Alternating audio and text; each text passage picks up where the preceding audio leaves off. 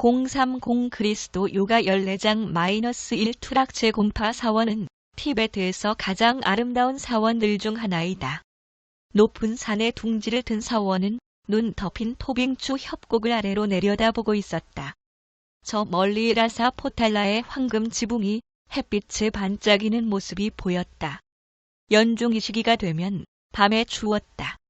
일몰 후에는 모든 것이 꽁꽁 얼어붙었다.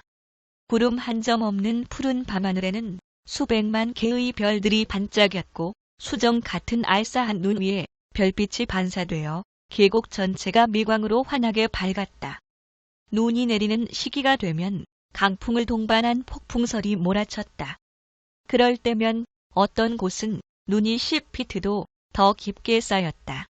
이런 폭풍설이 발생하면 몇 야드 앞도 거의 보이지 않았다. 우리는 매일 협곡을 오르내리는 야크와 나귀들의 행렬을 볼 수 있었다. 그놈들은 티베트 안팎으로 짐들을 실어 나르고 있었다. 눈보라가 치든 햇빛이 나든 비가 내리든 날씨와는 상관없이 겨울과 여름이 시계처럼 규칙적으로 지나갔다. 장차 내 앞에 오크 협곡, 링마탕, 칼링퐁으로 이어지는 200여 마일의 여정이 기다리고 있다는 것을 나는 알고 있었다. 먼저 눈과 얼음으로 덮인 강과 산길을 넘어 오크 협곡까지 가는 여정은 대략 2주의 시간이 걸릴 것으로 예상된다. 겨울에 여행할 때 게쉬 린포체는 많은 야크들을 데리고 갔다. 야크 떼가 앞서 가면서 눈 속에 길을 만들어 주었다. 눈 덮인 히말라야의 산길에서 야크는 최고의 눈챙기이다.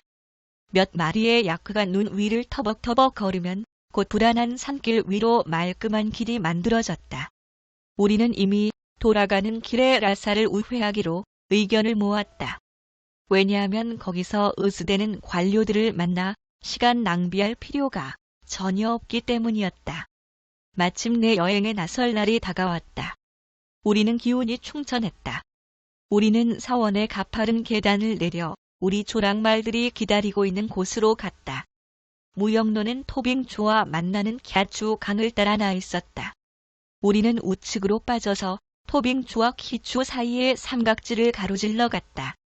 우리는 무역로가 아닌 다른 길을 따라 이동해 남파까지 갔다. 이 길은 많이 이용되는 루트는 아니지만 아주 좋았다. 그 길은 토빙추 강과 키추 강이 만나는 삼각지의 꼭지에 위치한 라사를 가로지르고 있었다. 우리는 롱상 준령을 거쳐 라사보다 10여 마일 위에 위치한 키추에 도착했다. 이렇게 해서 우리는 20마일의 여정을 단축시킬 수 있었다. 겨울의 무역로는 아주 질척했기 때문이다.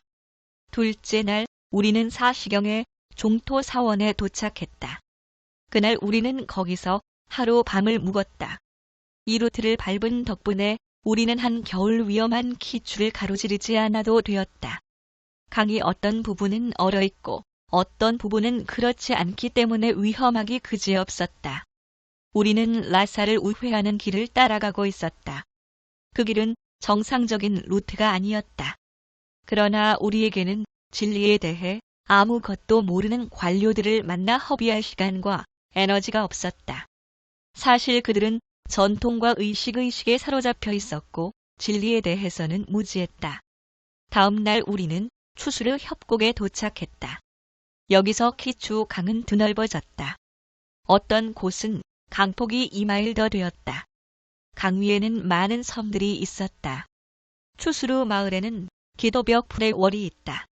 다양한 색깔의 신들이 조각된 그 벽은 길이가 50야드 정도 되었다.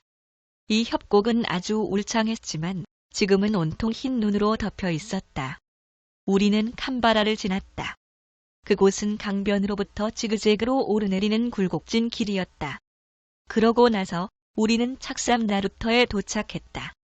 우리는 거기서 언덕 우측에 자리한 아름다운 초고량체 사원에 묵었다. 사원 원장은 게쉬 린포체를 잘 알고 있었다. 덕분에 우리는 아주 편안한 숙소를 제공받았다. 나는 하룻밤을 푹 쉴 수 있어서 기뻤다. 다음 날 아침 우리는 나루터를 건너 창포의 오크 쪽으로 갔고 17,000피트 높이의 소라령령을 오르기 시작했다. 정상에 오르자 저 아래로 창포 협곡의 길이 내려다 보였다. 그리고 데브라맛 부트라 강이 양옆에 설산을 가르며 굽이쳐 흐르는 모습이 눈에 들어왔다. 그 산들은 유구한 세월 동안 마치 말 없는 보초병처럼 빠르게 흘러가는 이 강을 내려다보고 있었다. 이곳은 세계에서 가장 성스러운 곳으로 알려져 있다. 저 멀리 몇 마일 앞에 얌드록 호수와 페레종 마을이 보였다. 게쉬 린포체는 그날 저녁을 그곳에서 묵게 될 것이라고 말했다. 나는 그곳 촌장에게 조랑말을 돌려주어야만 했다. 마을에 도착하자 우리는 열렬한 환영을 받았다. 나의 스승에 대한 그들의 환영도 대단했지만 게쉬 린포체에 대한 환영은 훨씬 더 놀라웠다. 우리는 친절한 숙식을 제공받았다. 나는 촌장에게 빌려준 조랑말을 돌려드리겠다고 말했다. 그러자 여행을 마칠 때까지 그 조랑말을 계속 쓰다가 나중에 돌려주라고 말하는 게 아닌가. 그 말을 듣자 나는 뛸 듯이 기뻤다. 왜냐하면 검은 왕자가 내 맘에 쏙 들었기 때문이었다. 검은 왕자와 나는 서로를 너무나 잘 알았다. 이제 와서 다른 조랑말로 갈아타는 것은 내키지 않을 것 같았다. 게쉬 린포체가 촌장에게 감사의 인사를 하며 말했다. 조랑말은 꼭 돌려드리겠습니다. 떡 벌어지는 식사가 준비되었다. 얼마나 많은 요리가 나왔는지 기억할 수 없지만 최소한 10가지는 넘었던 것 같다. 먼저 우리는 가루 반죽에 싼 다진 고기를 먹었다. 다음에는 절인 양파를 곁들인 생선포를, 그 다음에는 민달팽이 수프를 먹었다. 이 수프는 참 맛있었다. 그러나 그것이 민달팽이 수프라는 걸 알게 된 것은 훗날의 일이었다. 다음에는 다진 삶은 계란, 다음에는 건포도가 들어간 쌀밥, 다음에는 푸딩잼, 다음에는 삶은 돼지고기와 양고기. 이런 식으로 계속 나오는 요리를 우리는 먹었다. 우리는 티베트 맥주인 창쟁도 실컷 마셨다. 오늘날 만약 그렇게 먹어댔다면 나는 당장 배탈이 났을 것이다. 그러나 당시에 나는 한창 때였다.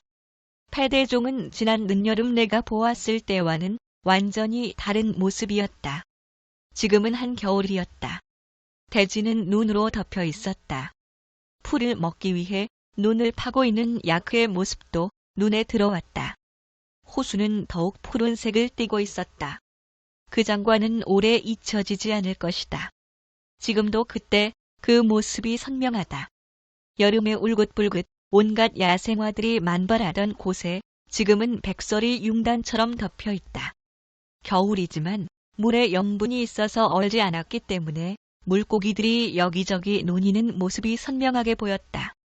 페대종의 날씨는 몹시 추웠다. 하지만 다음 날 우리는 여행을 계속했다. 해가 떠 있는 오전 10시에서 오후 3시까지는 무척 더웠다. 그러나 그 시간 전으로는 기온이 영하로 뚝 떨어졌다. 그럼에도 불구하고 눈이 오지 않거나 돌풍이 불지만 않는다면 쾌적하기 그지없었다. 지금 루트는 내게 처음이었다. 지난번 스승과 함께 여행할 때는 랑추로 내려갔기 때문이었다. 지금 우리는 낭가르츠 령령을 가로지르고 있었다. 날씨는 매우 추웠고 눈이 내리고 있었다. 강풍 때문에 별로 나아가지 못했다. 홍고에 도착하자 그곳 촌장이 우리를 초대해 숙식을 제공해 주었다. 방 한가운데 커다란 둥근 화덕이 있었다. 그날 밤 우리는 그 주위에 앉아 있다가 그 자리에서 잠을 잤다. 다음 날 15,000피트 높이의 카로령령을 통과했다. 꼭대기에서 보니 저 멀리로 눈 속에서 붉은 지붕의 집들이 이곳저곳 점점이 흩어져 있었고 강이 협곡 아래로 굽이쳐 흐르고 있었다. 우리 양옆으로는 20,000피트의 설산들이 치솟아 있었다. 그날 밤 곱시에 도착할 수 있으면 좋겠다고 게쉬 린포체가 말했다. 그렇게 되면 다음 날 밤에 겐체자이엔츠에 도착할 수 있을 것이고 그곳 사원에서 하루 밤을 묵을 수 있을 거라고 했다. 그의 말을 듣자 나는 기뻤다.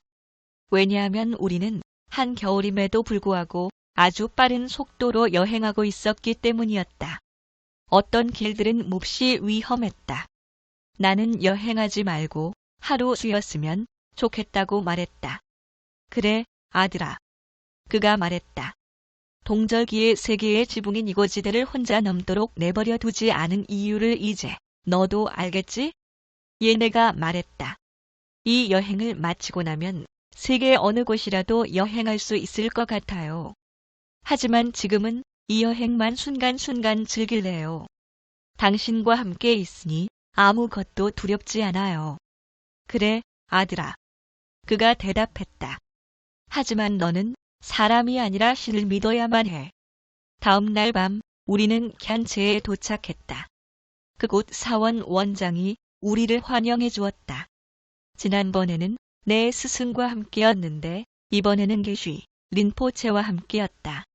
나는 지난번과 같은 방에서 편하게 쉴 수 있었다. 우리는 다음 날 거기서 쉬었다. 나는 오전 10시까지 잠을 잤다. 그러고 나니 오크 협곡까지 남은 여행을 위한 활력이 충전된 느낌이었다. 이제 여행길은 쉬웠다. 많은 야크와 나귀 행렬이 오갔기 때문에 길이 잘 닦여 있었다. 낮 동안에는 길이 눅눅했지만 일몰 후에는 서리가 내려 딱딱하게 굳었다. 그렇기 때문에 우리는 날마다 해가 지기 전에 목적지에 도착하려고 애썼다. 겨울에 티베트를 여행한다는 것은 결코 피크닉이 아니었다. 오크 협곡에 도착하는 데는 5일이 더 소요되었다. 당분간은 이것이 내 마지막 여행이 될 것이다. 왜냐하면 몇 주 동안 나는 여기서 게쉬 린포체와 함께 머물 예정이기 때문이다. 이제 친구들이 내가 이곳을 떠나기 전에 도착할 것이다. 나는 그들과 다시 만나기를 고대하고 있었다. 승원장이 우리를 반갑게 맞아 주었다. 그는 나를 열렬히 환영하며 얼마나 보고 싶었는지 모른다고 말했다. 게쉬 린포체가 말했다. 전에도 말했지만 내게는 또 보고 싶게 만드는 묘한 힘이 있어. 도대체 사람들에게 어떻게 하는 거지? 그러고는 그가 한바탕 웃었다. 나는 그가 노래부를 두고 내게 농담하고 있는 걸 알 수 있었다. 내가 말했다. 노래부를 잊지 못할 거예요. 그러자 그가 말했다. 그녀도 너를 잊지 못할 거야, 아들아. 그곳에서 나는 무척 행복했다. 날마다 게쉬 린포체가 내게 가르침을 주었다. 원장은 내가 지난번 만난 이래로 많이 발전해 있었다. 내 스승이 그에게 해주었던 말들이 그를 변화시키는 효과를 발휘했던 것이다. 히말라야를 넘어서 7장을 보라. 때때로 게쉬 린포체는 원장도 합석시켜 가르침을 들을 수 있도록 했다. 나도 그것이 기뻤다. 왜냐하면 그렇게 함으로써 원장도 우리 일원이라는 느낌을 주었기 때문이었다. 대개는 나를 통해 바퀴가 구르기 시작했다. 내가 질문을 하면 게쉬 린포체가 입을 열었다. 어느 날 저녁 식사를 마친 후 우리 세 사람이 모여 앉았을 때 내가 질문했다. 경직된 마음은 어떻게 해야 합니까? 그가 대답했다. 전에 비슷한 문제를 다루었던 것 같은데 내가 질문을 하니 대답을 하도록 하지. 그리고는 게쉬 린포체가 계속 말했다. 고정관념에 집착하는 것은 무지를 그대로 보여주는 것이야. 이런 유형의 마음으로는 아무것도 이해할 수 없어. 왜냐하면 고정된 마음은 그 자체의 조건 속에 갇혀 있어 주거나 받을 수 없기 때문이지. 그런 상태에서는 진리가 아닌 것만을 반영할 수 있을 뿐이야. 경직된 마음은 무지해. 왜냐하면 그 자신의 관념이나 신조를 넘어서서 볼 수 없기 때문이지. 이 사실을 이해하기 시작하면 너는 타인의 관념들로 꽉 차 있는 마음을 바로 인식할 수 있어. 그것이 바로 자기 스스로 생각할 수 없는 이유야. 소위 지성인들이라는 사람들을 봐. 그들의 머릿속에는 타인의 관념들로 가득 차 있는 걸 알 수 있을 거야. 그들은 독창적인 사고를 하기가 어려워. 책을 많이 읽으면 뭐해? 그들은 그것에 의해 조건화돼. 그리고 그 조건들을 표현할 뿐이지. 예, 내가 말했다. 지성인들이 독창적인 생각을 할 수 없는 이유를 알겠습니다. 그들의 마음은 다른 사람들의 말로 가득 차 있습니다. 그들은 항상 권위 있는 출처를 인용하고 있을 뿐입니다. 그래, 아들아. 맞아. 마음의 유연성이 없으면 이해가 불가능해. 우리가 고정관념에서 벗어나면 마음의 경직성을 쉽게 발견할 수 있어. 경직된 마음 속에는 진리가 현현할 수 없어. 진리는 항상 자신의 상태를 자각하고 있는 마음을 드러내고 있어. 진리는 우주를 움직이는 힘이야. 인간의 경우에도 마찬가지야. 생명 안에는 분리란 없어. 우주를 움직이는 힘이 인간 속에서도 활동하고 있지. 우리가 조건화된 사고로부터 해방되면 생명은 우리의 신성한 본성을 펼치게 돼. 인간의 신성한 본성은 그리스도야. 그것은 영원한 현재이지. 그것은 죽음도 질병도 몰라. 왜냐하면 그것은 대대 속에서 살지 않기 때문이지. 이것은 바로 지금 있는 존재, 그 자체야. 뭔가 되려고 할 때 거기에는 대립된 것들 사이에 투쟁이 있게 돼. 생명과 죽음, 건강과 질병, 성공과 실패 등. 이 투쟁이 그칠 때 실제가 현존하게 돼. 왜냐하면 그것은 항상 지금 존재하기 때문이지. 예, 내가 말했다. 의식이 조건화된 사고로부터 자유로울 때에만 존재에 대한 자각이 가능하다는 것을 알겠습니다. 존재는 결코 되기를 통해서는 깨달을 수 없다는 것 또한 알겠습니다. 왜냐하면 되기는 항상 미래에 속하기 때문입니다. 그것은 항상 내일일 뿐입니다. 하지만 내일은 결코 오지 않습니다. 존재를 깨달으려면 우리는 이 투쟁을 그쳐야만 합니다. 내가 조건화된 사고의 본질과 그것의 발생 과정을 이해함으로써 과거와 미래, 그리고 그 조건화된 사고로부터 자유로울 때만 존재가 현존합니다. 맞아, 아들아.